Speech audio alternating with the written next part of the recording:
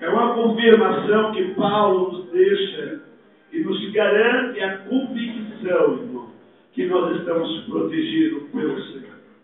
E eu louvo a Deus por isso, porque em todas as dificuldades, em todos os momentos que nós passamos, Deus tem se mostrado fiel. Uma, porque Ele não pode negar-se a si mesmo, e eu louvo a Deus por isso. Outro motivo, irmão, porque hoje Deus me apresenteia com essa mensagem.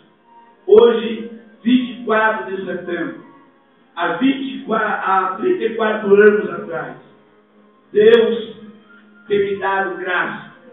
Hoje eu completo 34 anos de idade. Eu louvo a Deus, eu me estou de velho alegre, irmão, porque pela primeira vez Deus me faz no dia do meu aniversário ser pregador do seu Evangelho. Porque há 34 anos, irmão, o médico, quando eu nasci, eu tinha um problema, nasci com um problema.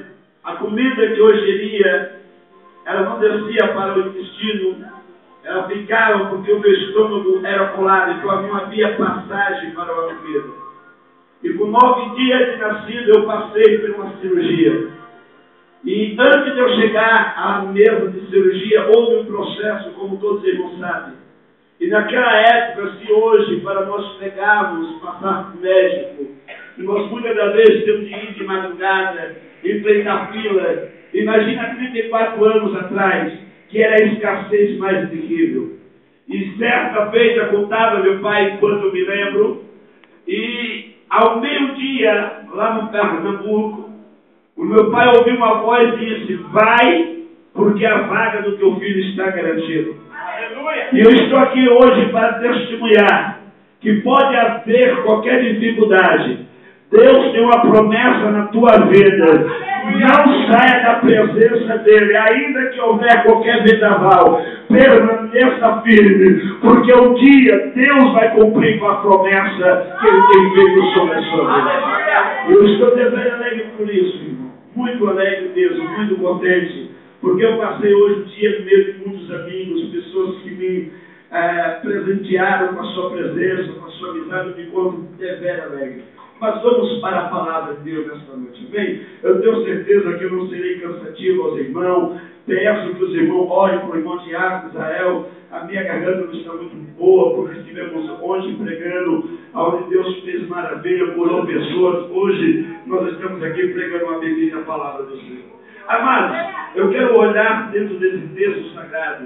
Quando não me foi passado o tema, irmão, e eu comecei a entender o porquê que Paulo escreveu essa frase tão linda, essa frase que tanto chama-nos a atenção, que tanto nos cria dentro de nós, pastor Marcos, presbítero Nilva, um avivamento individual, irmão. Quando eu olho para esse versículo, quando Paulo escreveu a igreja de Filipenses, uma igreja que foi nascida, que foi criada para a sua segunda viagem de Paulo missionária. Quando Paulo faz uma viagem através de uma visão, pastor Marcos, nós olhamos isso lá no livro de Atos dos Apóstolos, se vai enganado, no capítulo número 16, aonde nosso irmão pastor Maurício fez lição nesta noite. Paulo diz na seguinte versão, na sua escrita, na sua fala, que ele teve uma visão de noite que um macedônio dizia a Paulo: atravessa a Macedônia e vem nos ajudar. Paulo foi lá em Filipenses, Paulo ouve e começa a pregar a igreja, começa a surgir uma igreja, e essa igreja é tão grata a Paulo, que quando Paulo precisava da sua ajuda, da sua contribuição, essa igreja, presbítero Nilva, não media esforço, com todo amor, com todo carinho, com toda a sua devoção, por ter Paulo atravessado a Macedônia e ter pregado na sua segunda viagem ao evangelho àquele povo. O povo estava tão grato a Paulo, por Paulo ensinar a verdade, por Paulo pregar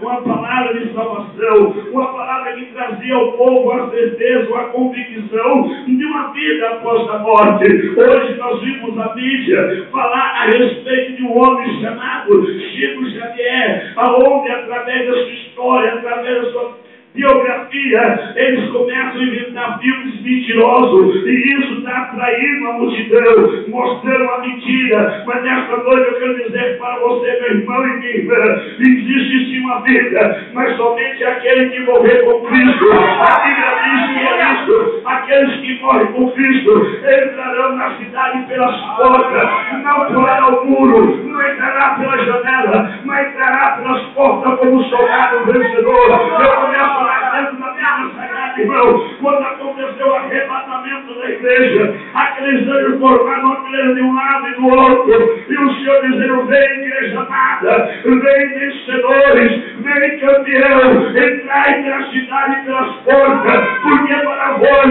o viver foi viver para Cristo, e o morrer em Cristo para vocês é lucro, valeu a pena morrer pelo Senhor. Aleluia. E Paulo escrevendo à igreja de Filipenses, dizendo: olha, tudo que me aconteceu no decorrer do Evangelho, todas as perseguições, todo o sofrimento, tudo isso que sobreveio sobre a minha carne, eu quero dizer que tudo isso contribuiu para que o Evangelho fosse mais além, para que o Evangelho prosseguisse. Hoje a minha carne está cicatrizada de muitos açoites, de muitos sacrifícios, mas valeu a pena, porque todo esse sacrifício trouxe para o Evangelho um crescimento, trouxe para o Evangelho um avanço. Eu quero dizer, meu querido, muitas vezes o sofrimento para você te machuca, mas para alguém serve de experiência, serve de estimulação para você sentir-se mais vontade de servir ao Senhor, sentir-se mais corajoso para servir a Cristo. Muitas vezes nós olhamos os irmãos testemunhar, dizer: irmão, estou passando pela prova, pela dificuldade. Aí alguém diz: mas aquele irmão só conta derrota, aquele irmão só conta tristeza, misericórdia. Olha, o testemunho dele não é nem testemunho, é testemunho, porque o irmão só fala de tristeza, de derrota, de angústia. Ei, para ele é dolorido, mas para alguém que está sentado aí, irmão, está servindo de experiência, e logo, logo ele vai fazer igual a nossa irmã disse: até que o Senhor tenha me ajudado. E alguém vai dizer: não, ele está falando das vitórias, do sofrimento, mas também está falando das vitórias. Eu quero dizer, meu querido irmão, minha querida irmã, nesta noite, Deus vai fazer triunfar sobre tudo e sobre todo, porque enquanto você estiver vivendo para Cristo, viva sofrendo, viva alegre, mas viva dizendo: eu sou do Senhor para todos sempre. Quando eu parei para meditar, pastor Marcos, eu vou lá no livro de 2 Coríntios, no capítulo número 11, verso número 23 e 24 a seguir. Paulo começa a dizer: olha que testemunho lindo. Se você trouxe um lenço, prepare para começar a chorar. Porque nós vamos falar de um homem que levou não somente a glória de ser o pregador do Evangelho, não levou somente os aplausos para o seu ministro, o apóstolo. Ele também trouxe sobre o seu corpo o sofrimento pelo homem evangélico. Ele começa a escrever dizendo: ele sofreu 5 vezes, 5 vezes, não foi uma vez só. 40 ou umas 5 vezes de uma quarentena de ações menos uma. Isso quer dizer 39 chicotadas. Porque os judeus tinham uma lei que nenhum homem poderia passar do que 40 chicotadas, desse 39 não poderia ser 40. Jesus Cristo sofreu 39 chicotadas antes de carregar a cruz. Paulo disse: meus amados, eu trago sobre minhas marcas de Cristo. Agora fique imaginando, irmão, qual foi o crime de Paulo? Qual foi a rebeldia de Paulo contra os romanos, contra a lei de Roma, contra o exército, contra as igrejas, entre aspas? Eu estou falando daquele judaísmo, da igreja fanática a respeito somente de lei, de norma.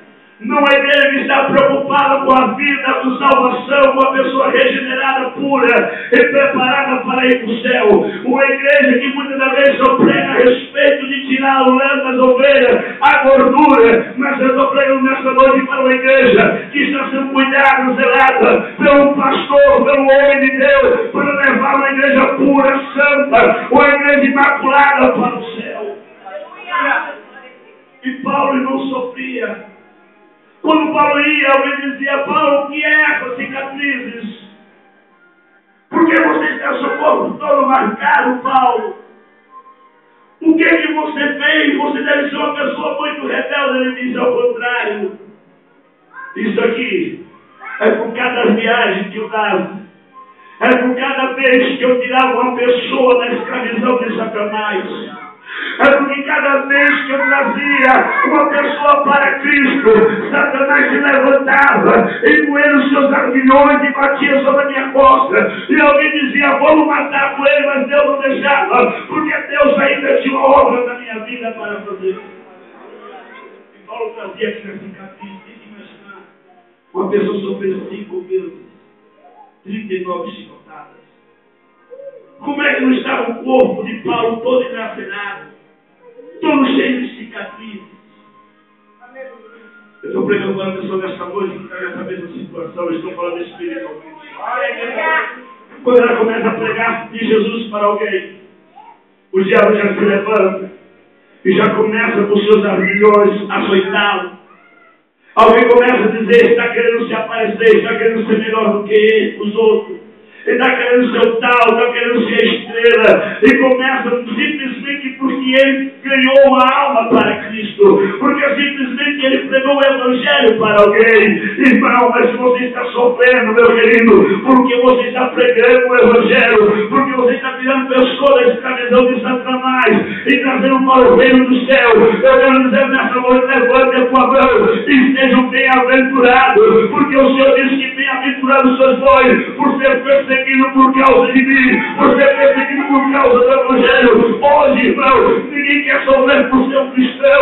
Hoje ninguém não quer sofrer porque é um evangélico, porque prega Jesus, porque fala a verdade. Mas, irmão, enquanto a nossa carne tiver força, continue pregando, continue falando, morra, mas morra, porque vale a pena morrer pelo Evangelho.